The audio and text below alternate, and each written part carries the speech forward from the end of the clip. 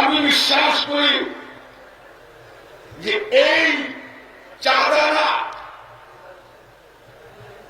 ইসলামের হেফাজতের জন্য হযরত মাওলানা শেখ লুৎফর রহমান সাহেব শেখ বরুল্লাহ রহমতুল্লাহ আলাইহিকে আমি জীবনে কয়েকবার দেখছি।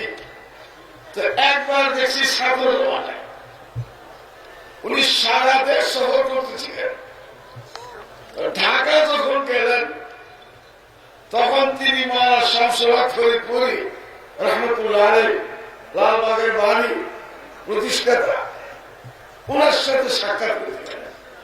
আমি তখন মাওলানা শামসুল হক রহমতুল্লাহ আলাইহির সাথে, তো এই যে ব্যবসায় থাকার সুযোগ হয়েছে, হেফাজতে ইসলামের প্রোগ্রামের কথা উনি বলেন।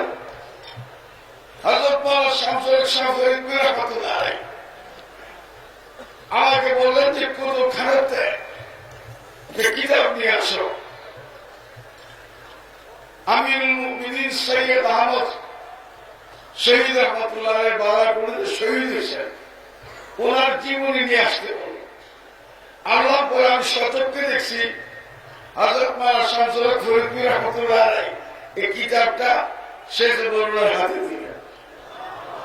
শেখ বরুল্লাহ কিতাবটা তোমাদের হাতে দিলেন এবং হুজুর বললেন যে আপনি সারা দেশে হেফাজত ইসলামের কাজ আপনি করেন, আমি আপনার সাথে আছি।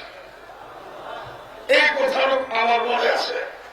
আজকাল প্রথমবার, আরো অনেকবার ওনার দাওয়াত দিচ্ছেন, আশা করতেছিল পারি নাই।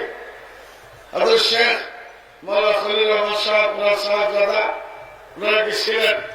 আমি হাজির হইয়া দেখা বিশ্বাস করি যে বাংলাদেশে ইসলামের বিরুদ্ধে কোন ষড়যন্ত্র চলবে না।